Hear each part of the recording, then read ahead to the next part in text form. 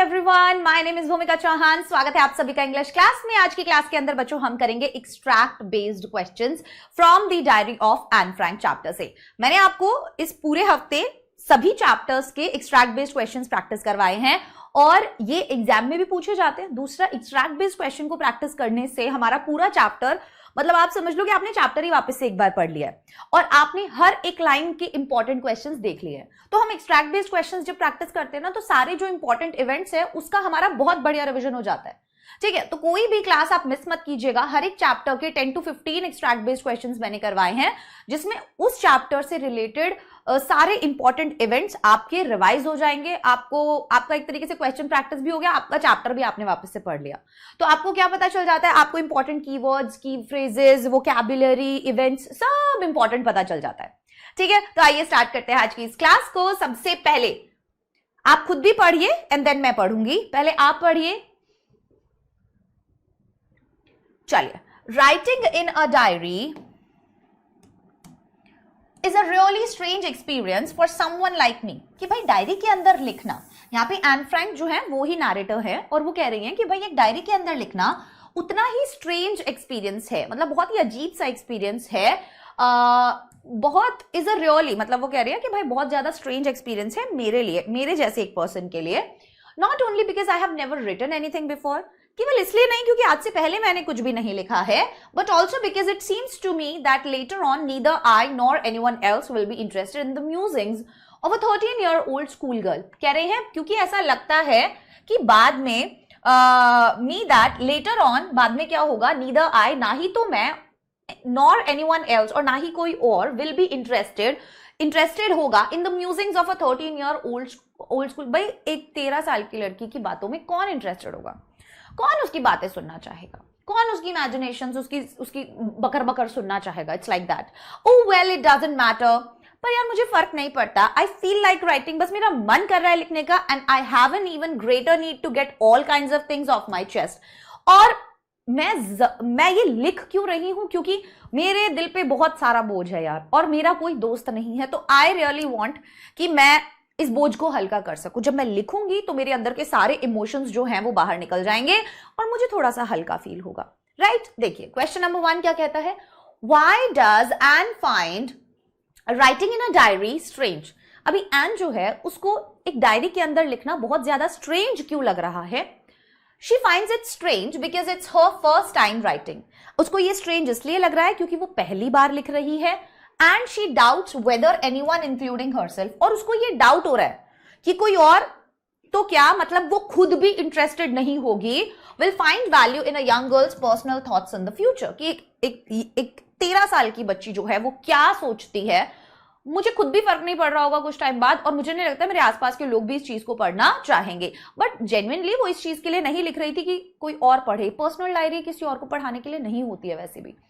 Right, what does the phrase get all kinds of things off my chest reveal about Annie's emotional state। कि भाई N की emotional state के बारे में ये वाली लाइन क्या बताती है कि भाई मुझे अपने दिल पे जितना भी बोझ है ना, जितना भी भारीपन महसूस हो रहा है, मुझे वो सब फेंकना है निकाल के। So it shows that Anne is carrying emotional weight and needs an outlet. तो ये दिखाता है कि एन के ऊपर बहुत सारा इमोशनल वेट है और अब वो उससे छुटकारा पाना चाहती है। Writing becomes a form of emotional release. और राइटिंग जो होती है ना, वो एक तरीके की इमोशनल रिलीज होती है। एज इन हमारी जो भी हॉबीज होती है ना, वो कहीं ना कहीं हमें बहुत ज्यादा हमारे मेंटल हेल्थ को ठीक कर देती है। क्यों? क्योंकि वो एक ऐसी जगह होती है जहां हम अच्छा महसूस करते हैं, जहां हम अपने अंदर के सारे इमोशंस जो है वो निकाल के फेंक सकते हैं। And a way to cope with internal conflicts. और ये एक तरीका भी होता है कोप करने का, एज इन कि भाई आपके अंदर जो भी एक लड़ाई चल रही होती है ना, आप उससे झेल सकते हो, फिर उसके जरिए आप उससे कोप कर सकते हो, एज इन कि आप उसका सामना कर सकते हो और वो निकल जाता है और आप उसे बर्दाश्त कर पाते हो, and all these things. How does Anne's self awareness make her writing relatable. Anne की सेल्फ अवेयरनेस जो है वो उसकी राइटिंग को रिलेटेबल कैसे बनाती है। हर ऑनेस्टी, इनसिक्योरिटीज एंड इंट्रोस्पेक्शन, उसकी ईमानदारी, उसकी इनसिक्योरिटी और उसका introspection reflect common adolescent emotions. वो बहुत कॉमन है इस एज के बच्चों को। ये जो एडोलसेंस वाली एज होती है, इस एज के बच्चों के अंदर ये वाली चीज बहुत कॉमन है कि आपको इनसिक्योरिटीज होती हैं, आप आप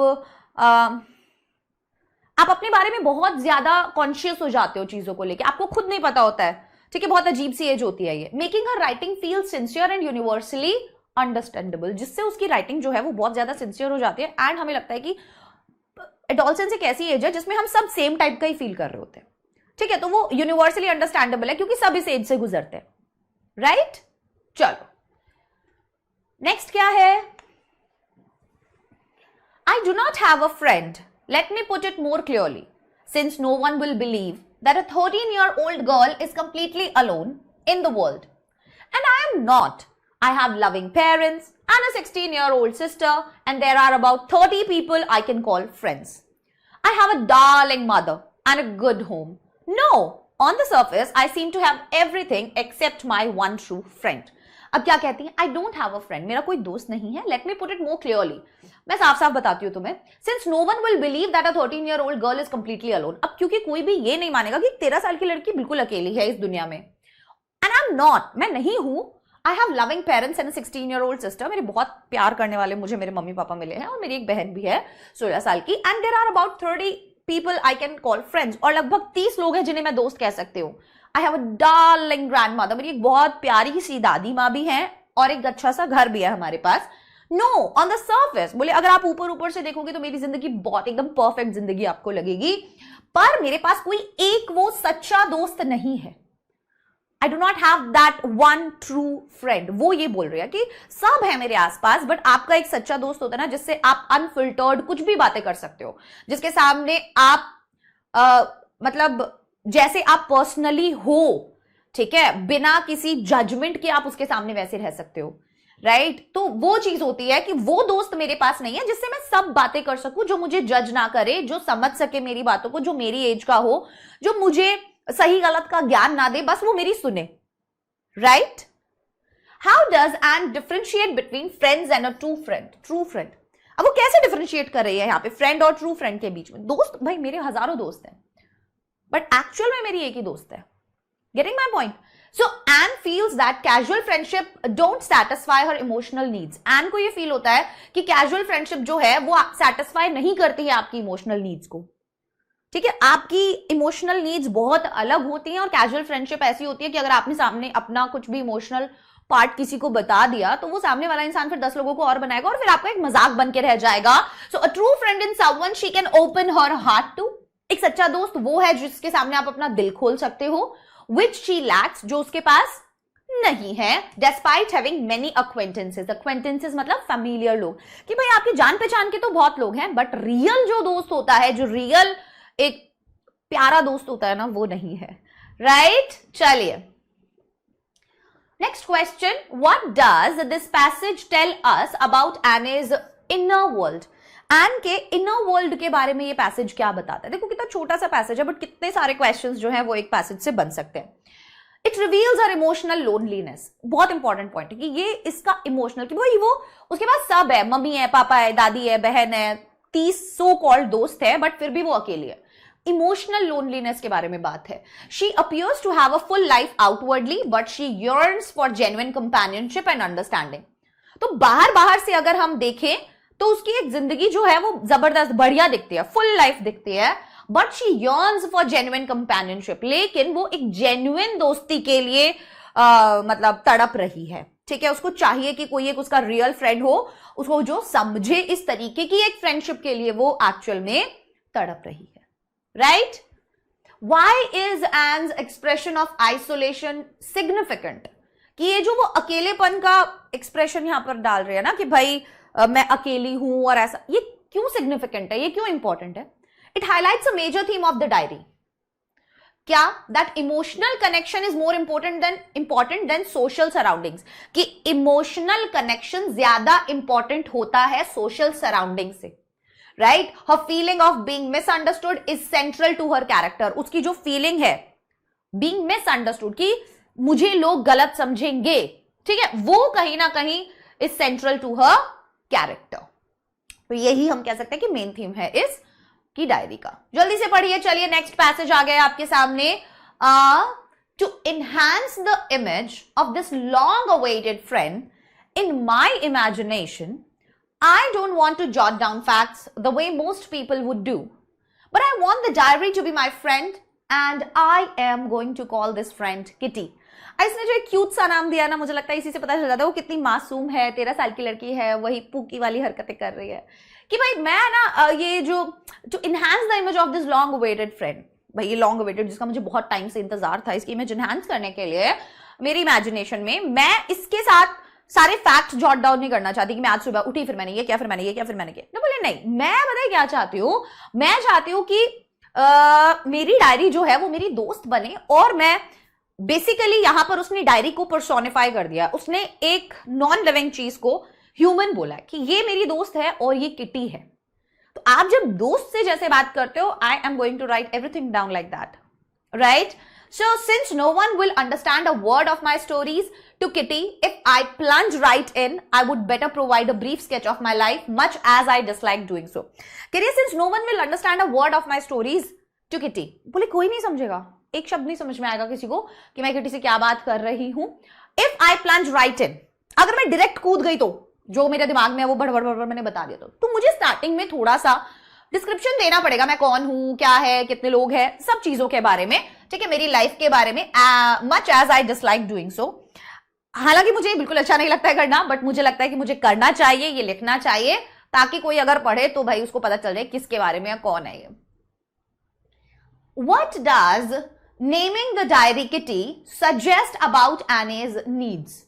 भाई अपनी डायरी को किटी नाम देना क्या सजेस्ट करता है एने की नीड्स के बारे में? उसको जेन्युइनली ही एक फ्रेंड ही चाहिए और वो रियल फील करना चाहती है ना? It shows her intense need for a confident, कि भाई उसको कोई एक ऐसा इंसान ही चाहिए जिसके सामने वो सब कुछ रख सकती है, तो इसीलिए उसने उसको दिया। By personifying the diary, personify करना मतलब ह्यूमन क्वालिटीज या ह्यूमन बोल देना, ठीक है, किसी भी नॉन लिविंग चीज को। She feels the emotional void of a close friend, तो उसके अंदर वो जो खालीपन है एक अच्छा दोस्त ना होने के कारण, वो उस चीज को वहां पर भर रही है with someone she can trust completely, किसी ऐसे इंसान के साथ जिसे वो कंप्लीटली ट्रस्ट कर सकती है, राइट? चलिए, why is Annie is hesitant to describe her life? Annie क्यों hesitant है अपनी लाइफ को डिस्क्राइब करने के लिए? क्यों वो सकपका रही है? क्यों? रीजन क्या है? She feels embarrassed or awkward about revealing personal details. भाई वो बहुत embarrassed और awkward फील कर रही है, वो अपनी पर्सनल डिटेल्स रिवील नहीं करना चाहती, yet she knows it's necessary for the diary entries to make sense to her imaginary friend. वो जानती है कि इट्स नेसेसरी, ये जरूरी है फॉर द डायरी एंट्रीज के लिए, to make sense to her imaginary friend, कि भाई सेंस तो बने, कुछ ऐसे ही थोड़ी ना डायरेक्ट आप किसी भी उसके अंदर कूद जाओगे, आपको थोड़ा सा तो अपने बारे में बताना ही पड़ेगा, है ना? चलो, how does Anne use imagination to cope with reality? Anne जो है वो इमेजिनेशन को कैसे यूज कर रही है टू कोप विद रियलिटी के साथ कोप अप करने में, बताइए। देखो, by turning her diary into a friend, Annie blurs fiction and reality. तो कहीं ना कहीं उसको फ्रेंड बोल दिया उसने, जिससे वो फिक्शन और रियलिटी के बीच की लाइन जो है वो ब्लर हो चुकी है, ठीक है, but in a healthy way, right? It gives her strength, purpose and someone to speak to during isolation. ये उसको स्ट्रेंथ देता है, एक पर्पस देता है, और एटलीस्ट उसके पास कोई है जिससे वो आइसोलेशन में बात कर सकते हैं, क्योंकि ये बहुत बुरे टाइम की बात है, वर्ल्ड वॉर के टाइम की बात है ये, है ना? जब ये लोग, वो नाजी वगैरह का काम हो रहा था और ये लोग छुप के रहते थे, हिटलर वाले टाइम की। I was plunked down on the table as a birthday present for Anne Frank. A few days later, while browsing through my birthday presents, the idea came to Anne. Maybe I should start writing anew. So she did, and now I am Kitty, her diary. So what narrative technique is used in this passage? क्या narrative technique use हुआ है? Personification use हुआ है. Anne imagines the diary narrating its own story. इसके अंदर basically एने जो है वो क्या कर रही है, वो इस तरीके से लिख रही है कि भाई वो इट्स ओन स्टोरी, कि वो जो डायरी है वो खुद अपनी स्टोरी नरेट कर रही है, which adds charm and creativity to the way she builds a bond with it, जो कहीं ना कहीं एक क्रिएटिविटी वाला साइड उसका सामने लेकर आती है, जिससे ये पता चलता है कि उसने कैसे उसके साथ एक बॉन्ड जो है वो क्रिएट कर लिया है, right? Why does Anne imagine the diary's point of view? Anne diary का पॉइंट ऑफ व्यू क्यों इमेजिन कर रही है? Reason, It reflects her loneliness and her imaginative way of coping. ये क्या बताता है बेटा? ये उसका इमेजिनेशन बताता है, उसका लोनलीनेस बताता है। पहली बात तो वो कितनी अकेली है, और दूसरा बताता है इमेजिनेटिव वे ऑफ कोपिंग, कि उसका ये इमेजिनेटिव वे इन सब चीजों को डील करने का। Treating the diary as alive helps her engage more personally with it. Treating the diary as alive, जब आप डायरी को अलाइव ट्रीट कर रहे हो कि भाई वो एक जिंदा इंसान है, helps her engage more personally with it. ये आपकी मदद करता है कि आप उससे और भी ज्यादा क्लोज और भी ज्यादा पर्सनली जो है एंगेज कर पा रहे हो। ठीक है, तो वो हर एक कोशिश कर रही है कि वो डायरी रियल इंसान ही है, और ये चीज हमारे दिमाग में डालने की, और एक्चुअल में हमारे दिमाग में डालने की नहीं, वो एक्चुअल में ये चीज खुद फील भी करना चाहती है कि genuinely she is my friend. समझ रहे हो?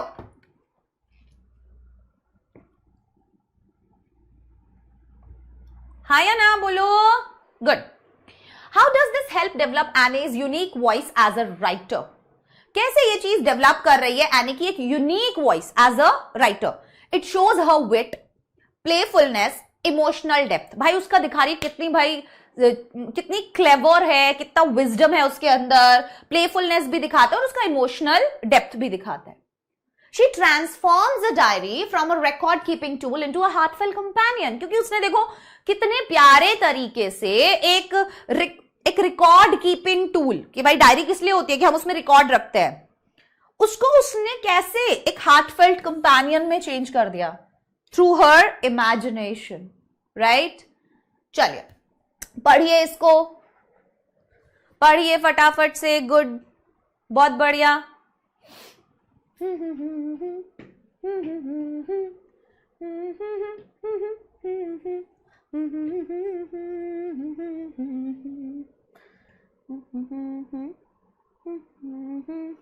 चलिए, mister Keesing was annoyed with me for ages because I talked so much. Mister Keesing जो है वो बहुत समय से मुझसे एनॉयड है, चिड़े हुए हैं, क्योंकि आई टॉक्ड सो मच, मैं बहुत बातें करती हूँ। आफ्टर सेवरल वार्निंग्स ही असाइंड मी एक्स्ट्रा होमवर्क, और बहुत सारी वार्निंग्स के बाद उन्होंने मुझे एक्स्ट्रा होमवर्क दिया है, an essay on the subject a chatter box.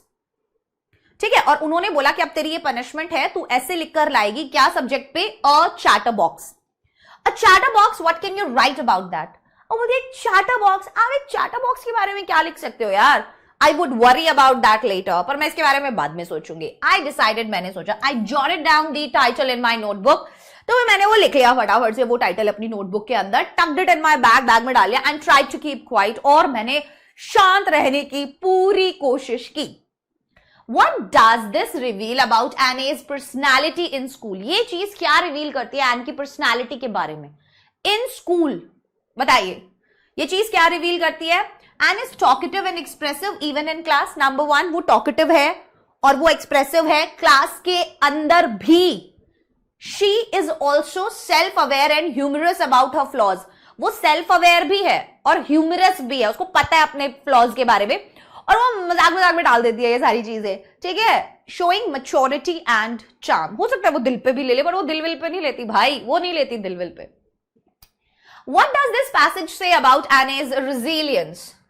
ये एन के रेजिलियंस के बारे में, कि वो कभी, रेजिलियंस एज इन कभी हार ना मानना टाइप्स, कि आप फाइट करते रहते हो, ठीक है, आप हार नहीं मान रहे हो। सो it shows she can handle criticism constructively.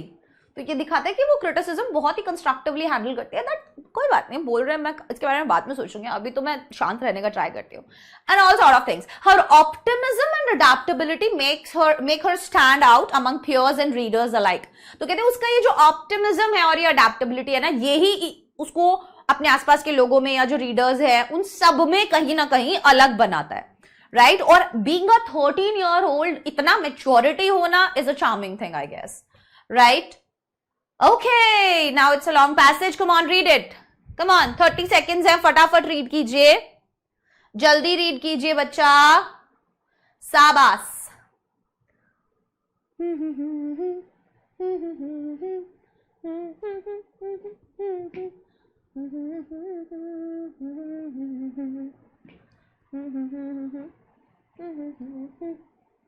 जल्दी, very good. In the second assignment, I wrote a poem called Quack Quack Quack. अब मुझे जब दूसरा असाइनमेंट मिला उसमें मैंने एक कविता लिखी, Quack Quack Quack, Sad Mistress Chatterbox. It was about a mother duck and a father swan with the 3 ducklings who were bitten to death by the father because they quacked too much. Luckily, Mr. Keesing took the joke the right way. He read the poem to the class and added his own comments.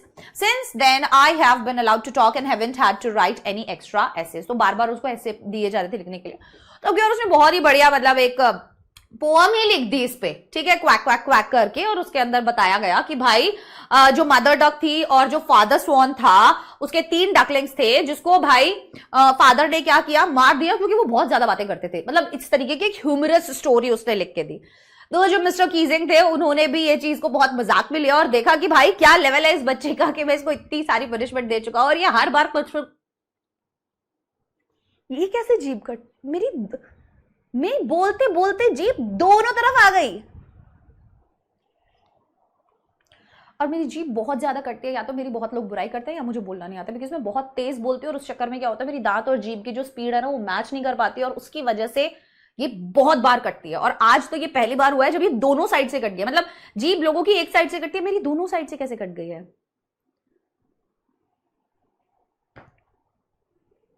कुछ तो होने वाला है. To write any extra essays. Okay guys, चलिए question number 1. How does Anne use humor in her writing? Anne जो है वो कैसे humor का इस्तेमाल करती है अपनी writings में. Anne turns punishment into a funny poem that reflects on her own talkativeness. भाई वो जो है अपनी punishment को एक बहुत ही funny poem के अंदर convert कर देती है जो reflect करता है उसका खुद का talkative nature. She uses animals as metaphors, making her point without being rude. तो वो देखो वो comparison कर रही है, उसने animals का use कर लिया है ताकि वो क्या कर सके, अपना point जो है वो prove कर सके और उसको humor भी बना दिया, उसने humorous भी बना दिया उसने. So वो rude भी नहीं हो रही है, ठीक है, उसने अपना punishment भी पूरा कर लिया है and she was also funny. So सारी प्रॉब्लम सॉर्ट हो गई. टीचर को भी बुरा नहीं लगा, वो भी हंस रहे हैं, खुद का भी दिमाग खराब नहीं हुआ, खुद ने भी ज्यादा दिमाग पे जोर नहीं डाला और आई थिंक सब खुश थे इस चीज से. Right. What was mister Keesing's reaction to the poem? Mister Keesing का रिएक्शन क्या था इस पोएम को लेके? इंस्टेड ऑफ गेटिंग एंग्री, अब वो चाहते तो गुस्सा हो सकते थे पर वो नहीं हुए. ही अप्रिशिएटेड द ह्यूमर, उन्होंने उसको अप्रिशिएट किया कि भाई अच्छा अपने खुद के कमेंट्स ऐड करके, और वो बाकी क्लासेस में भी फिर सुनाते थे ये. He read it to the class and stopped punishing and, उन्होंने पूरी क्लास को भी वो पढ़कर सुनाई और एन को पनिश करना भी बंद कर दिया. शोइंग ही रिस्पेक्टेड हर क्लेवरनेस, ये दिखाता है कि वो उसकी क्लेवरनेस को, उसके विजडम को रिस्पेक्ट करते हैं. Right. What does this passage say about the student teacher dynamic? Student और टीचर के डायनामिक के बारे में ये पैसेज क्या बताता है? It illustrates that understanding and communication can improve relationships. कि भाई अंडरस्टैंडिंग और कम्युनिकेशन आपके दोनों के बीच के रिलेशनशिप को ठीक कर सकता है. बट आई डोंट थिंक ऐसा है. मैं जितना ज्यादा कम्युनिकेट करती हूँ मैं उतनी ज्यादा लड़ाई कर लेती हूँ. मतलब अगर मैं कम्युनिकेशन बंद कर दूं तो शायद हमारी लड़ाई खत्म हो जाएगी, बट अगर मैं कम्युनिकेट कर रही हूं तो मैं ज्यादा लड़ूंगी. ये चीज मुझे समय के साथ समझ में आई है, बिकॉज कुछ टाइम पहले तक ऐसा था कि मुझे हर चीज के बारे में बात करनी थी, मेरी हर प्रॉब्लम के बारे में मुझे कम्युनिकेट करना था, because communication is the key. But I think it's the wrong की. नहीं, ये गलत है, उस चाबी से ताला नहीं खुलने वाला है. I think you should stop communicating. भाई मत करो बात, भूल जाओगे थोड़े दिन बाद, उसके बाद बात कर लेना. मैं जेन्युइनली बोल रही हूँ, इग्नोर करो ऐसे इश्यूज को. और ये मैं जेन्युइनली बता रही हूँ, आपको कुछ टाइम बाद ये बातें समझ में आएंगी. ठीक है. Anne's creativity bridged the gap between her and Mr. Keesing, और कहीं ना कहीं उसकी इस क्रिएटिविटी ने उन दोनों के बीच में जो गैप था वो भी खत्म किया. चलिए नेक्स्ट है पैसेज, पढ़िए फटाफट से. गिविंग यू 30 सेकेंड्स, देन मैं रीड करूंगी.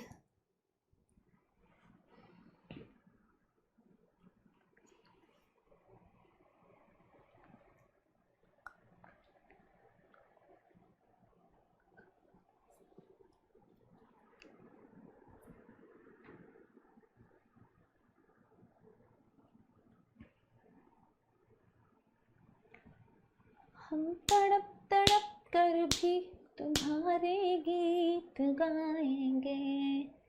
Our entire class is quacking in its boots. क्या कर रही है भूमिका? Our entire class is quacking in its boots. The reason, of course, is the upcoming meeting in which the teachers decide who will move up to the next form and who will be kept back. Half the class is making bets. GN and I laugh ourselves silly at the two boys behind us, CN and Jax, who have staked their entire holiday savings on their bet from morning to night. It's you are going to pass. No, I'm not. Yes, you are. Arguments, accusations, and threats are flying back and forth. Little wonder the teachers are getting annoyed. आप देखो class के अंदर ये वो वाला दिन है जिस दिन रिजल्ट्स अनाउंस होने वाले हैं और टीचर्स बताने वाले हैं कि कौन बच्चे आगे की क्लास में जाएंगे और कौन नहीं जाएंगे. Now the students are बेट लगा रहे हैं कि भाई मैं चला जाऊंगा. वो कहकर नहीं भाई मेरी तो कोई उम्मीद ही नहीं है कि मैं पास हो जाऊंगा.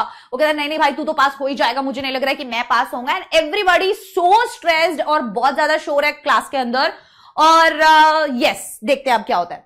What does this passage reveal about school life during Anne's time? आने के टाइम पे स्कूल लाइफ किस तरीके का होता है उसके बारे में बताइए. It shows that student anxiety about promotion was common. कि आज के टाइम में भी बच्चों को डर लगता है पास होऊंगा या फेल होऊंगा. उस टाइम पे भी डर लग रहा था कि भाई अभी आगे वाली क्लास में जाने को मिलेगा भी या नहीं. Students reacted with nervous humour, betting and teasing. React कर रहे थे. नर्वस ह्यूमर हो सकता है कि भाई शर्त लगा रहे हैं, टीज कर रहे हैं एक दूसरे को स्ट्रेस के साथ डील करने के लिए, है ना. किसके साथ डील करने के लिए? To cope with stress. How does Anne use humour to describe tension? Anne जो है वो ह्यूमर का इस्तेमाल कैसे करती है टेंशन डिस्क्राइब करने के लिए? She uses phrases like quacking in its boots and laughing at betting boys to lighten the mood despite the underlying seriousness of the promotion meeting. अब देखो वो इतनी सीरियस सिचुएशन को भी बहुत ही मजाकिया तरीके से बताने की कोशिश कर रही है, बिकॉज आई थिंक कि वो हर एक सिचुएशन को बहुत ज्यादा लाइट बनाने की कोशिश करती है. जब मिस्टर कीजिंग भी उसको क्या कर रहे हैं, पनिशमेंट दे रहे हैं, तो उस चीज को भी उसने कंप्लीटली चेंज कर दिया है ना. और अब यहां पर ये स्ट्रेस वाला सिचुएशन दिखा रहे हैं तो इसके अंदर भी इस सिचुएशन को ये बहुत ही क्रिएटिव और ह्यूमरस बनाने की कोशिश करती है.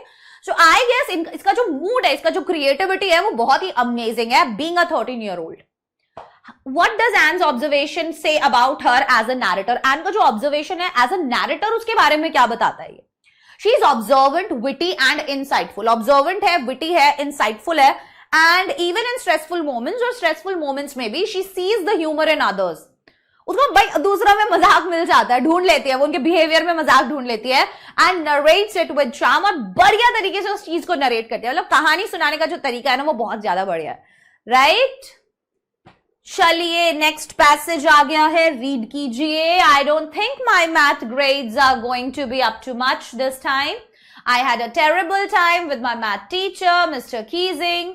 He is the old foggy who keeps giving me extra work because I talk too much. Still, I managed to win him over in the end with my essays that made me feel quite proud. Maybe I should consider becoming a writer after all. क्या कह रहे हैं? I don't think, मुझे नहीं लगता कि my math grades are going to be up to much this time. कि मेरे जो math grades हैं वो कोई बहुत ज्यादा बढ़िया रहने वाले हैं. I had a terrible time with my math teacher. भाई मेरा और math teacher का बनता नहीं है बढ़िया. ठीक है. Mister Keesing, he is the old foggy who keeps giving me extra work. वो हमेशा मुझे एक्स्ट्रा वर्क देते रहते हैं क्योंकि मैं बहुत ज्यादा बातें करती हूँ. Still I manage to win him over in the end with my essays. फिर भी मैंने उनका दिल जीत ही लिया, ठीक है, अपने एसेज से. That made me feel quite proud, जिससे मुझे बहुत ज्यादा प्राउड फील हुआ. Maybe I should consider becoming a writer after all. मुझे लगता है कि मुझे राइटर बन जाना चाहिए. सोचो, वो उसे लगता है कि उसे राइटर बन जाना चाहिए, जेन्युइनली बन जाना चाहिए. भाई बढ़िया है ये. How does N reflect on her academic performance and teacher relationship? कह रहे हैं एन जो है वो कैसे रिफ्लेक्ट करती है उसकी एकेडमिक परफॉर्मेंस को लेकर और उसके टीचर रिलेशनशिप को लेकर.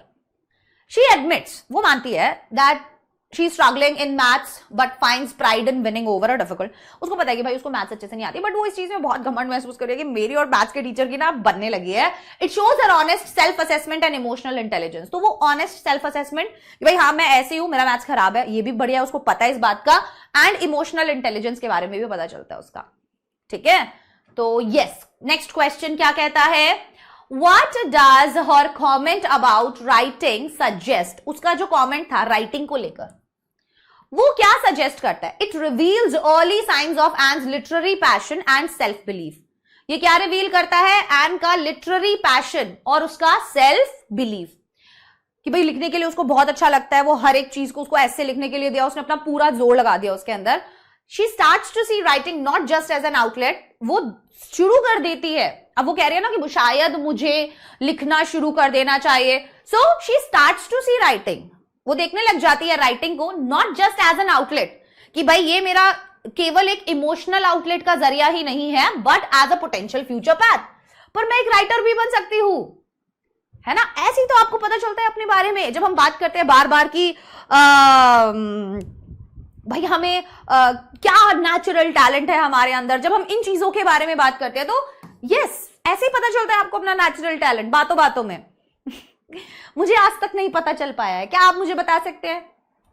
How does Anne's optimism come through in this passage? उसका ऑप्टिमिज्म, सकारात्मकता, पॉजिटिव नेचर कैसे पता चलता है कि हर एक चीज को लेके वो ऑप्टिमिस्टिक है, पॉजिटिव अप्रोच है उसका. डेस्पाइट एकेडमिक ट्रबल होने के बावजूद she focuses on personal growth. वो भाई पर्सनल ग्रोथ पे ज्यादा फोकस कर रही है. Her ability to laugh at setbacks and find purpose, उसका ये जो एबिलिटी है कि वो अपनी कमियों पर हंस पा रही है एंड फाइंड पर्पस, और उसमें भी पर्पस ढूंढ पा रही है, shows her resilience and hopefulness. वो उसका रेजिलियंस दिखाता है that she never gives up, वो फाइट करती रहेगी जब तक वो उस चीज को अचीव नहीं कर लेगी, एंड होपफुलनेस, और हर चीज में वो देख लेती है आशा की किरण. राइट? यस और नो, हाँ या ना? बिल्कुल. चलिए नेक्स्ट क्वेश्चन, पैसेज पढ़िए फटाफट. Giving you 30 seconds. जल्दी से पैसेज को पढ़ के दिखाओ.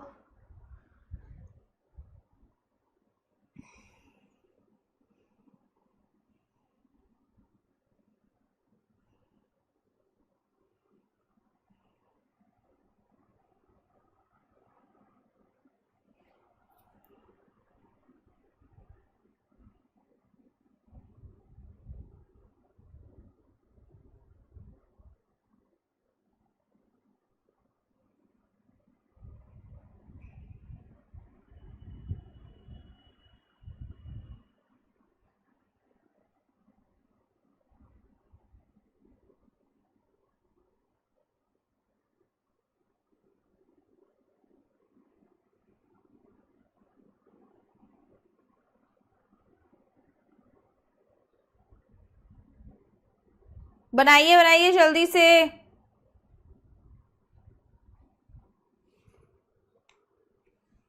जल्दी जल्दी. Very good. मतलब पढ़ो भाई.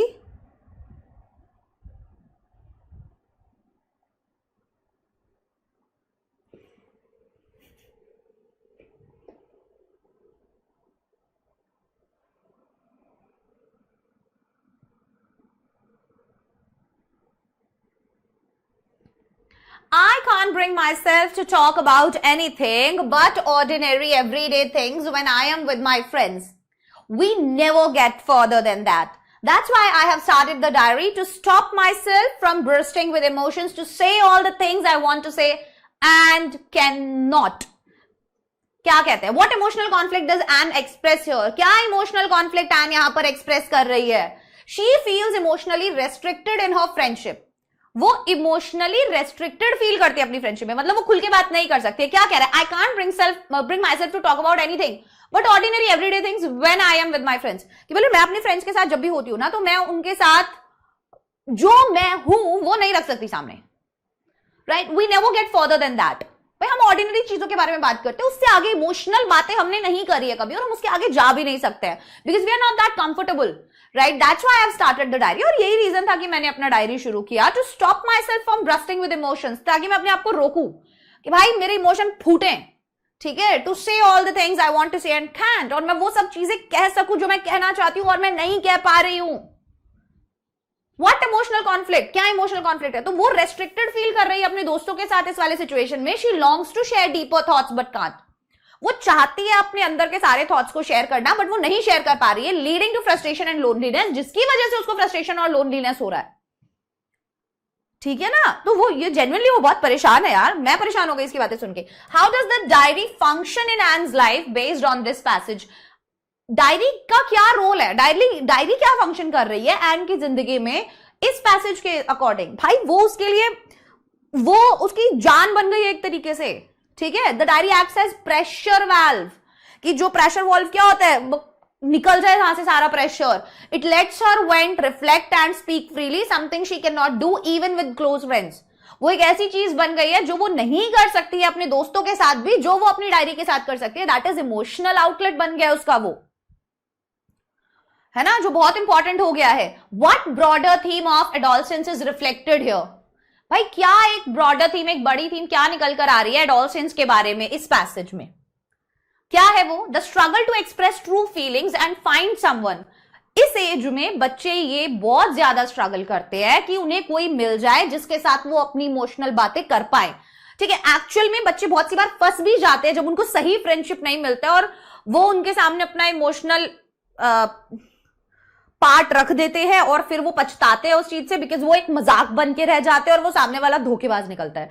So and find someone who understands them is a universal teenage experience. और कोई मिलना, ठीक है, जो उन्हें समझे, वो एक कहीं ना कहीं यूनिवर्सल टीनेज एक्सपीरियंस है, making an words timeless and relatable. और इसी वजह से एन के जो ये शब्द है ये टाइमलेस है, मतलब अगर हम आज पढ़ रहे हैं तो हमें आज भी रिलेटेबल लग रहे हैं, और अगर हम आज से 10 साल बाद पढ़ेंगे 10 साल बाद भी हमें रिलेटेबल लगेंगे। टाइमलेस है ये, ठीक है। ये ऐसा नहीं है कि आज ही पे अप्लाई होते हैं, ये हजारों साल बाद भी देखोगे तो भी उस जनरेशन पे अप्लाई हो जाएंगे। It's like that. चलिए आते हैं नेक्स्ट पे, पढ़िए जल्दी से पढ़िए। Giving you 30 seconds. 30 सेकेंड बहुत होते हैं भाई।